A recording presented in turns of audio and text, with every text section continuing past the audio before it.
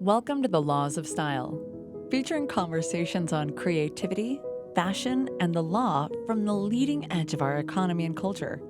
Hosted by noted fashion lawyer Douglas Hand. Hello. Hey.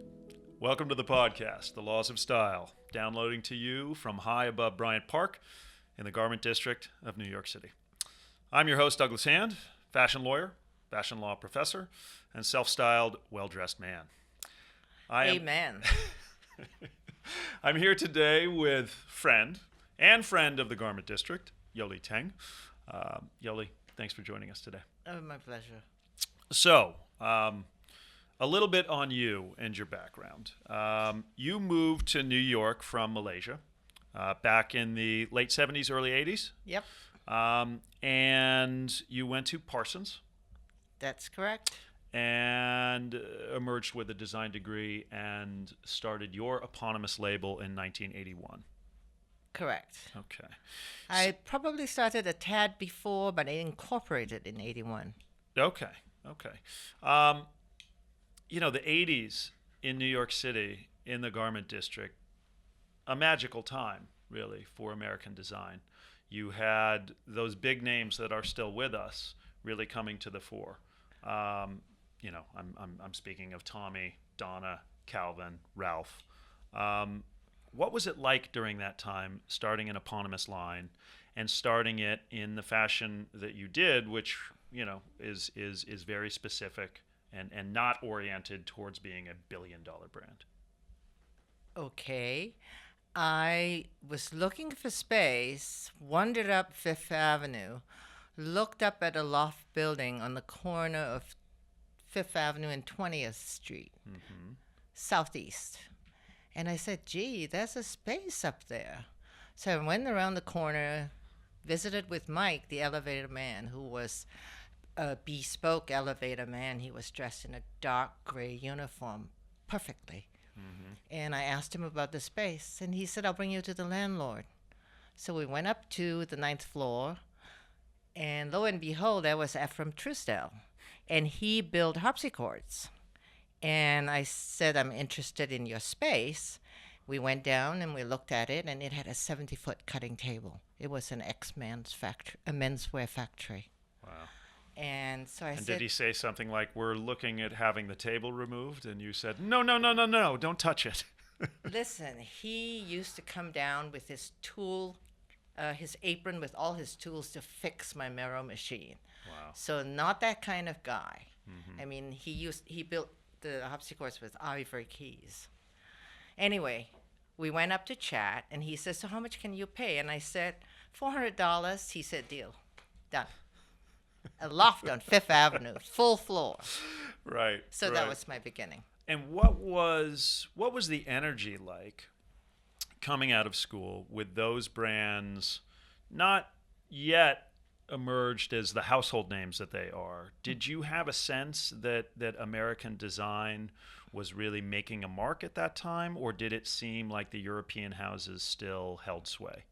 You know, I was just several years into the city. So, you know, I come from an island, Pulau Pinang in Malaysia. So I had a sense of what was going on, but, you know, I really didn't have a formula, or I didn't think that way.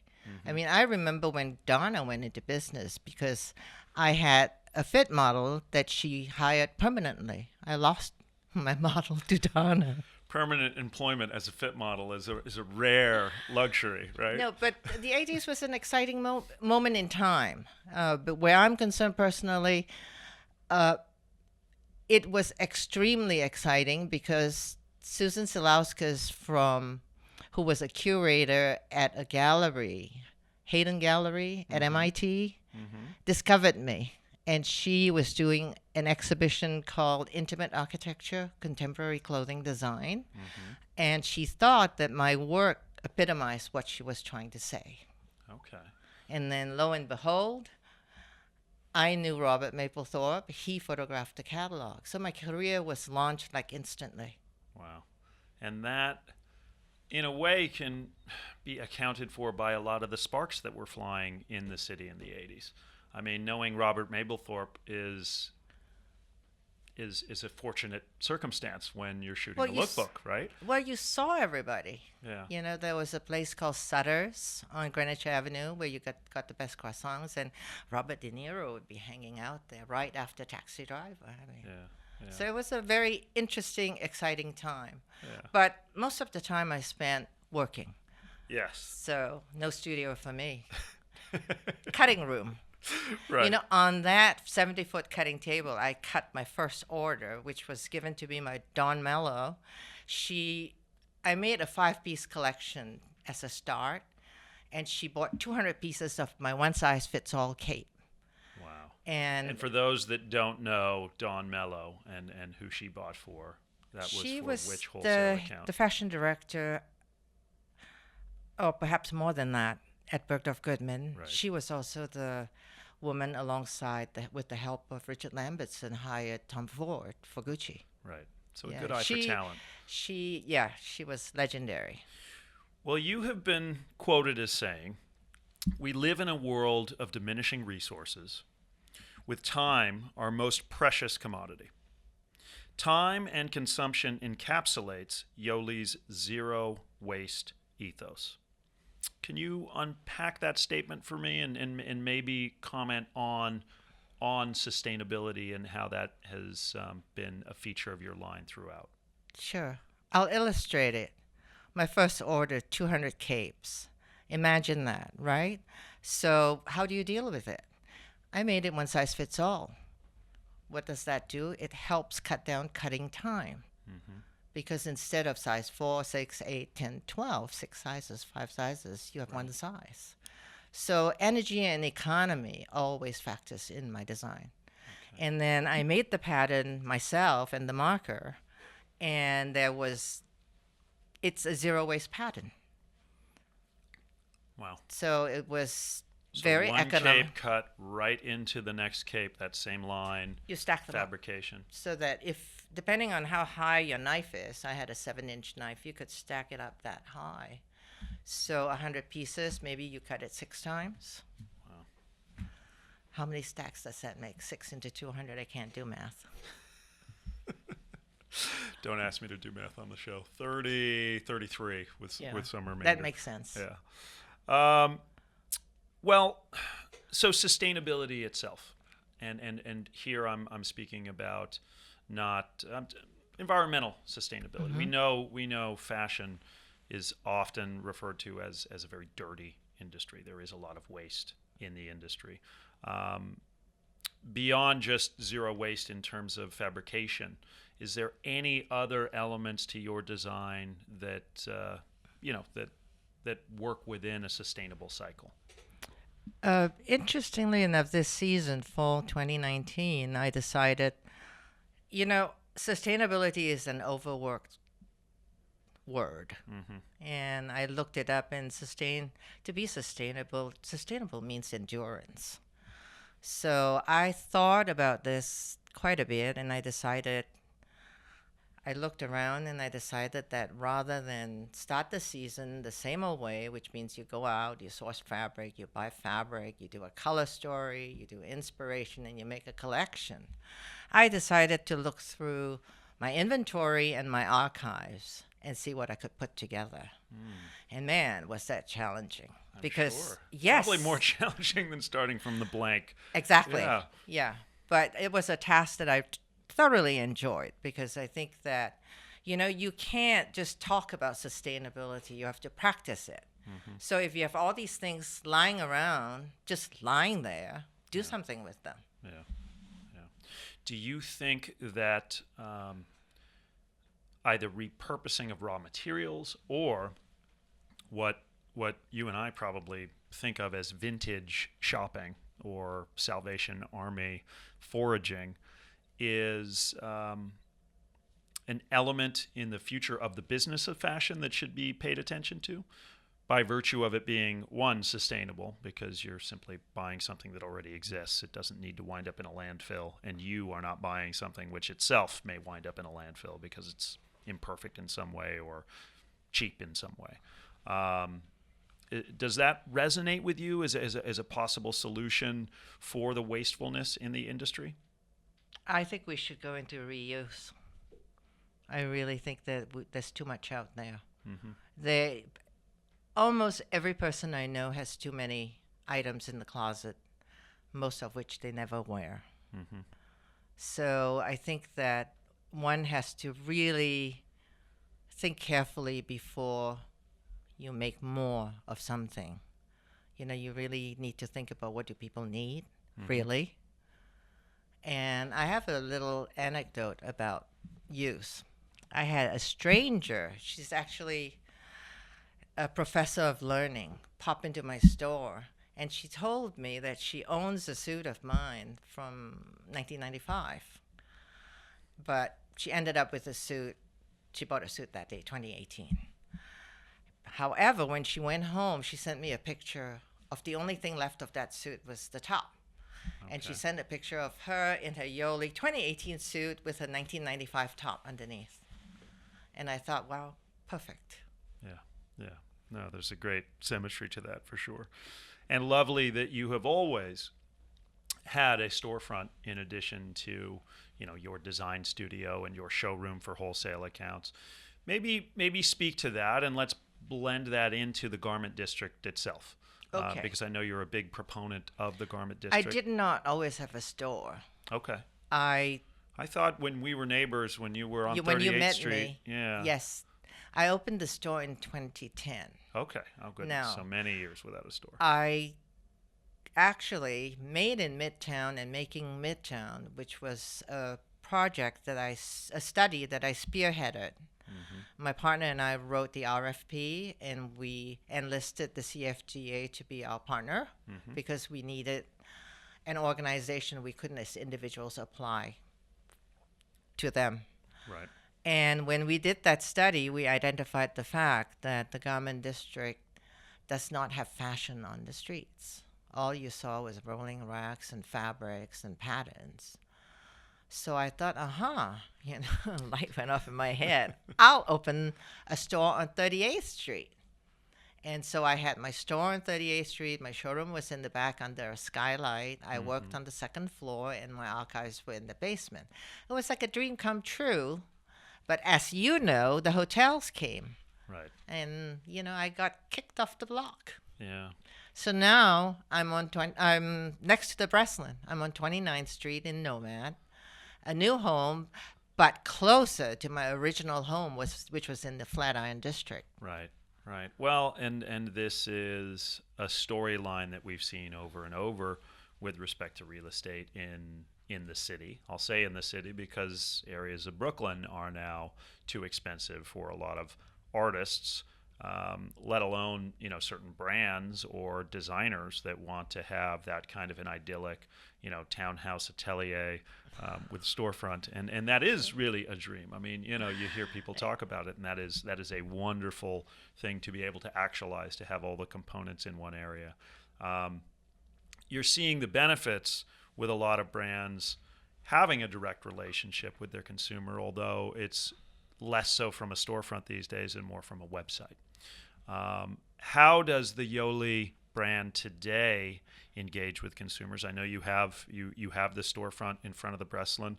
That's a hot area. I'm nervous for you that you're going to be, you know, the rent's going to continue to escalate. Listen, Moshe Safdie designed a building across the street from me, and there was an unusual fire in one of the brownstones.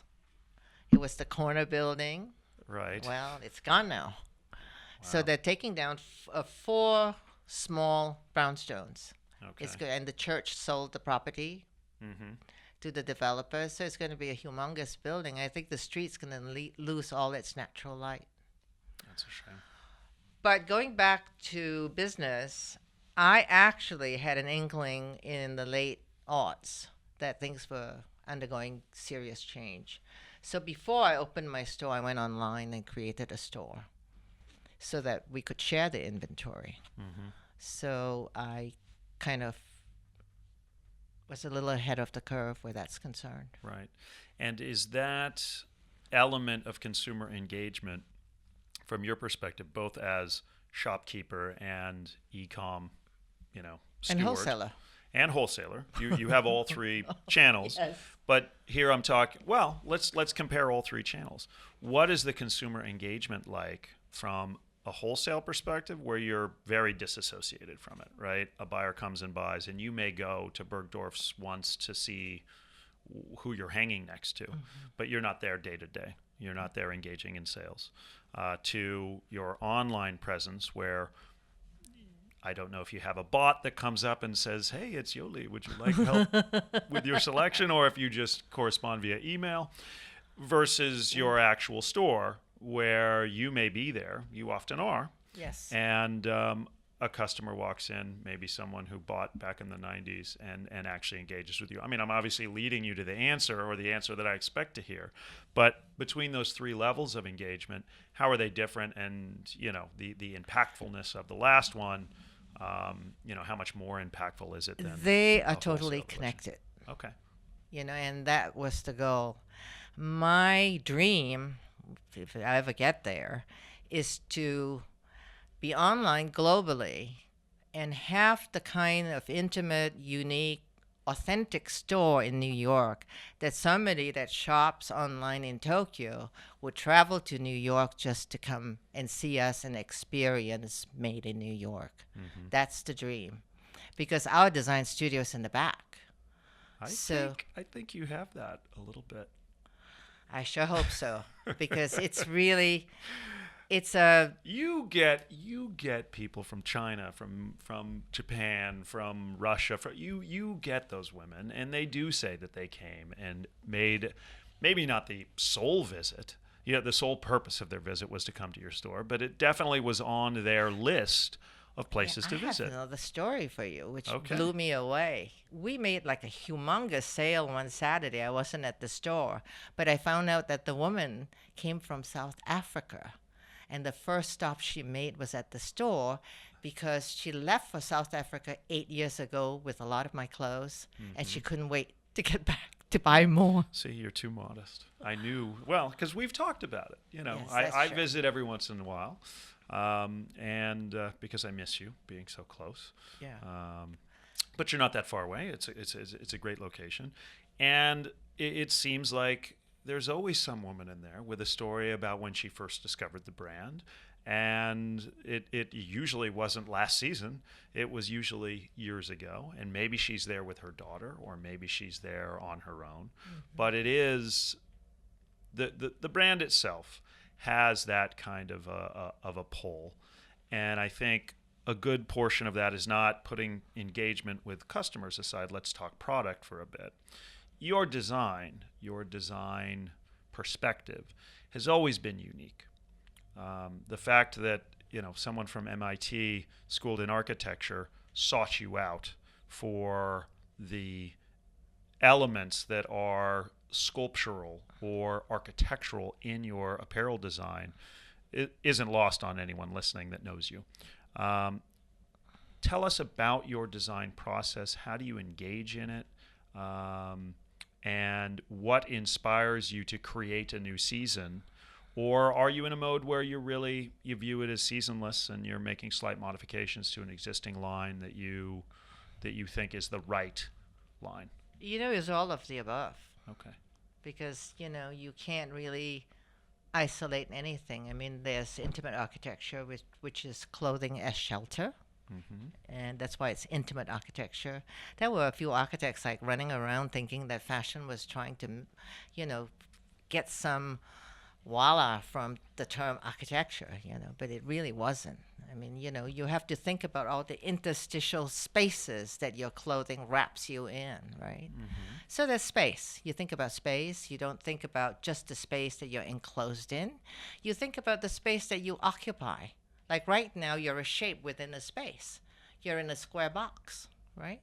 So I think about all those things. I think about material. I think it was Luke Kahn that said the brick knows what it wants to be. So my materials all know what they want to be. Right. So I have to listen very hard to them and listen to them whisper to me. And then there are people and their needs. And then there's, of course, the manufacturing process, which is undergoing so much change. I have a fabric. I tend to use the successful fabrics forever. But I decided at a forever moment that we had to put them together differently.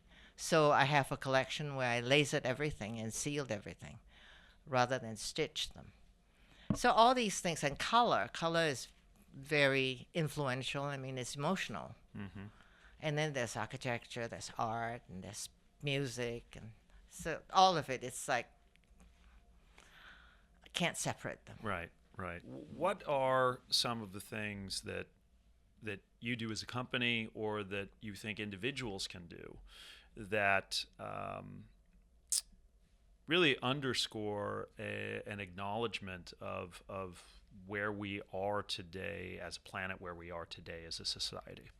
This was a surprise because I didn't know anything was going on. Mm-hmm. But on the first day of New York Fashion Week for men's, Mm-hmm. Which was Monday, a couple days ago, somebody Instagrammed me a photograph on Instagram of Billy Porter, who, as you know, is CFDA's ambassador for fashion, New York Men's Fashion Week. One of them. There are a few, yes. But yeah. And he was wearing a Yeohlee jumpsuit. Wow. With a hat. Wow. Looking absolutely glorious. Yeah. Competing with the graffiti behind him because it was a jungle print. But so I think that there are no boundaries anymore. Mm-hmm. And as much as fashion pushes the boundaries, I think there are a lot of other things that impact on what we make and what we wear. And it has to do with our condition. Like the human condition is under a lot of stress. Mm-hmm. And the world is under a lot of stress. The ocean's under a lot of stress. There's a lot to think about. Yeah. So I think that my little contribution is to be as thoughtful as possible with what we do. Like, we no longer ship clothes in plastic bags. We just leave a note in the carton. We do, like, the final wrapping has to be in plastic because boxes get wet. Mm-hmm. And then I thought about really kind of mundane things. Like, I go to Stumptown twice a day. So I sat down one day and I said that's 365 times 2 plastic. Do I need to do more math? No, it's, how many cups and plastic caps are you going to waste? Yeah. So, I go to Stumptown with my own mug.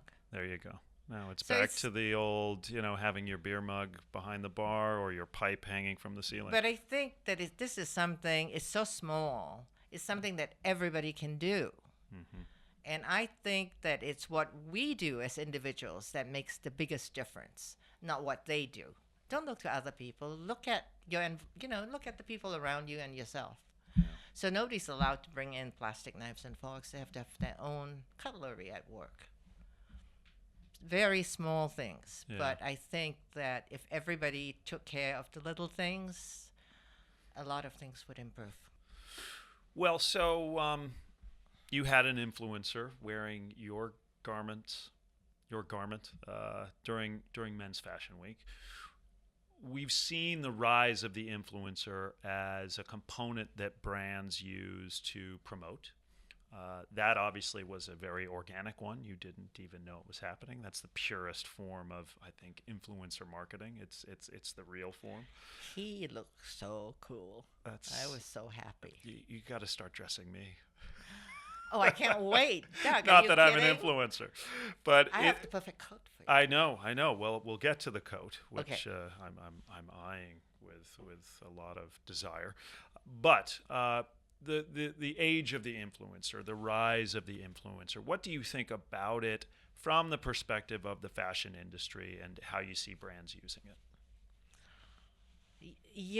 From the perspective of the fashion industry, I have none. I have no perspective on the fashion industry. I don't know what the hell is going on. And I think maybe somebody does, but I doubt it. Well, there are a lot of things going on. It's a complicated question because there are a lot of different viewpoints being put forward, certainly. But to maybe refine the question, the influencer themselves and that role, which was maybe traditionally handled by an ad campaign, which was there to create a mood or a feeling behind the brand and involved several models, a photographer or more than one photographer. Now that has, to a degree, been supplanted by latching on to someone that has created that mood and that feeling behind themselves as an influencer. Maybe that's been done with the help of traditional media because they themselves are a model, but maybe it's been done purely by themselves on social media platforms. They've got an Instagram feed and they've got a Pinterest page, all of which speaks to some perspective that resonates with consumers or brands feel resonates with a consumer they want. And so appropriating the influence of that individual is becoming marketing 101 in this new age of which magazines are going to survive, no one's watching TV, how does one promote a brand? What are your thoughts about that as a model, and influencers themselves? They come in all shapes and sizes, quite literally, right? So what do you think about that? Is it a democratization of brands speaking to their consumers through real people, or is it really just advertising and marketing under a different guise that is, seems to smack of populism but doesn't? I think it's what works now. I don't know what will work tomorrow. Mm-hmm. And I think the trick, if you're in fashion, is to figure out what works tomorrow and not dwell on what's working today. Mm-hmm. Yes? Yes. Indeed. Well, let me give you one you've probably answered 100 times. But for you, what is the difference between fashion and style? Okay, fashion is what's in style. Style is forever. You have style. Thank you. And as far as your customer, when you are designing for them, do you have a particular person in mind and you want to reflect her style through the design, or is it back to your notions of space and one's personal space, and that the garment is a home that they can inhabit, but it's less so a statement outward of some personal style? I think good design is universal. So let's step back from just clothes. What are the things we have that are well designed? Paperclip, right? Mm-hmm. I mean, people do try to change its shape, but basically it is what it is. A pencil's really well designed. Mm-hmm. So I think about things that work for many different types of people, different ages, different genders, and I like my work to be universal in its appeal. So, like, I wear some of my clothes, but men wear some of my clothes. I don't design the menswear under Yeohlee Menswear. It's just Yeohlee. Mm-hmm. But the guys that come in and buy the clothes for themselves don't question it. And, they transcend age barriers.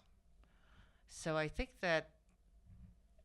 that's what I seek, is something that's balanced and proportioned well and designed well and fully functional. It's interesting because your garments do have a high fashion component.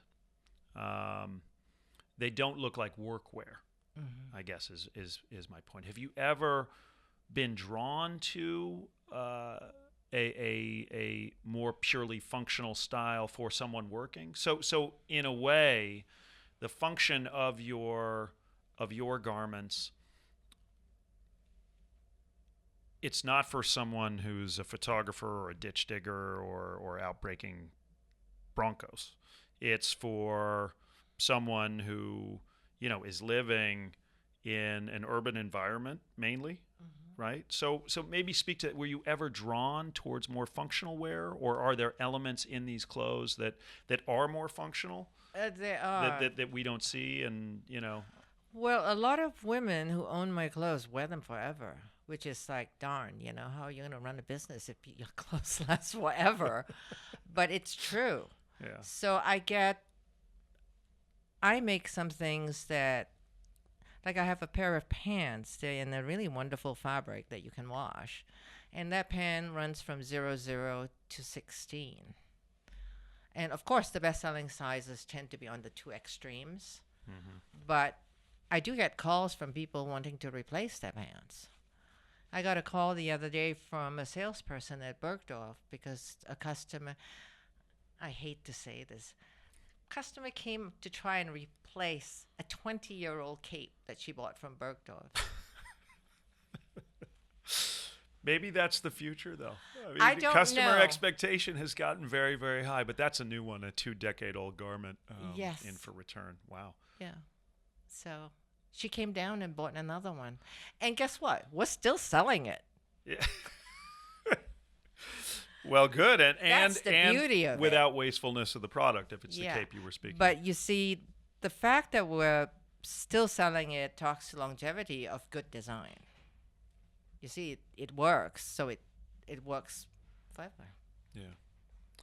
Well, so in my book, The Laws of Style, I talk a lot about how white-collar professionals, men, are best advised to present themselves in an era of casualization that we see ourselves in, dealing with the suit becoming, for many, they feel culturally perhaps an outdated vehicle for conveying professionalism, but not sure how they do it with more casual clothing. I choose to wear the suit most days just because maybe I don't. I do love those choices, but I feel the suit is a powerful vehicle for that still. And maybe I'm just a traditionalist at heart. But for you as a designer, as a social activist, as a woman gallivanting about town, how do you choose to present yourself, and what do the clothes that you choose to wear, how do they do that? If you looked in my closet, you'd think that they were men's clothes because it tends to be monochromatic. Mm-hmm. And, well, for instance, today I'm wearing a man's jacket, but it doesn't have to be a man's jacket. It's a jacket. Mm-hmm. So I think some of what I do has to do with efficiency. I have a very, very busy schedule, so I like to be able to be layered enough that I can unlayer according to the condition. Mm-hmm.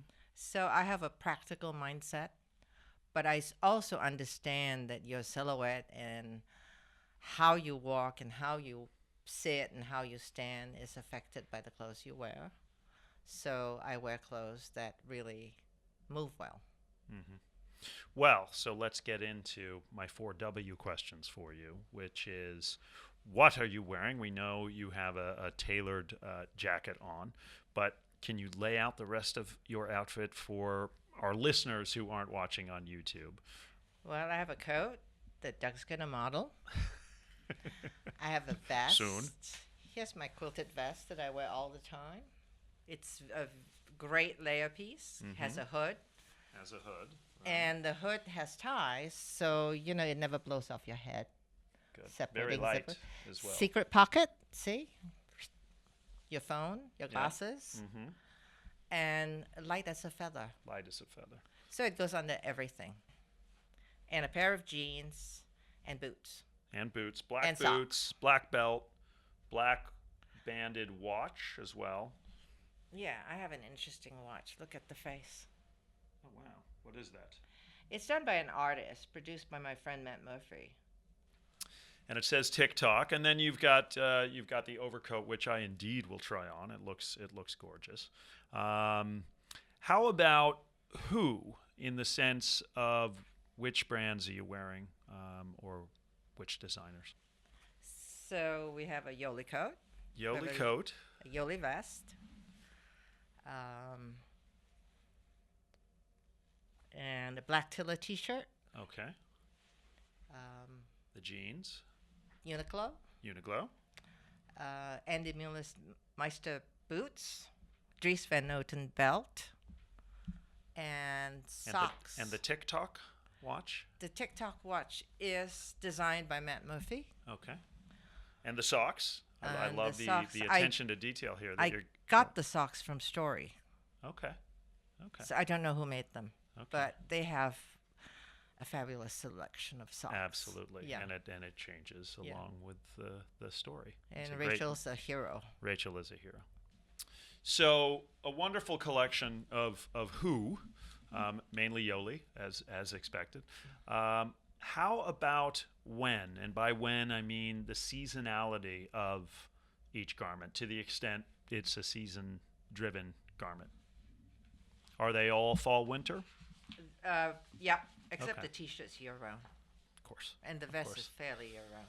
And then finally, the why. And I think through our discussion, you have, sort of talked about how you put yourself together in the morning, but the why of this particular ensemble today. Okay. I wanted you to try on the coat, so I wore it. Good, good. I love it. I wanted to talk about the t-shirt because I love it so much. And the other things I wear all the time. Yeah. So It's it winter. would be like It's- if I didn't wear this, it would be odd. Yeah. No, it's very Yeohlee. We spoke a bit about your customers being men and women. And I personally, on the front lines of the business of fashion, I'm seeing a lot of unisex business propositions come out that are stated as unisex. They're making a point of the brand being unisex. You clearly, ethically as well as commercially, have always been unisex in the sense that not only why would you ever have an issue with a man buying your clothes, but you've encouraged it, and it happens. You design with it as a possibility. But what do you think of pure unisex business propositions, and do you think that with some of the more gender fluid cultural mores that young people are following, do you think that it is merely a marketing ploy and that people are kind of tagging on to a more gender fluid culture? Or do you think that it's the future and that a decade, 2 decades, 50 years from now, everything will be unisex? I think it's as old as time. I come from the land of sarongs. So you know where that comes from. Yeah. And sarongs fit men, they fit women, they fit children. Yeah. And it's a piece of cloth, zero waste. Yeah. Well, Yeohlee, that's a wrap. Thanks for coming in. Thank you. Thanks for sharing time with us. And as far as your efforts and being rewarded, you'll get a copy of the Laws of Style. Yay! Yes. I can't wait. Excellent, and Yes. You can have it on the shelf down in the store for men that are looking. That's a good idea. Any social media shout outs for you? You have an Instagram and a It's Twitter? Yeohlee Inc. YEOHLEEINC. That's also Yeohlee NY. And hashtag zero waste sustainability. Excellent. Made in New York. Yeohlee. Very good. Well, thanks for coming in. You've been listening to The Laws of Style with Douglas Hand. For more information, go to our website at www.hballp.com. And you can also follow us on Instagram and Twitter at Hand of the Law. Thank you for tuning in, and stay stylish.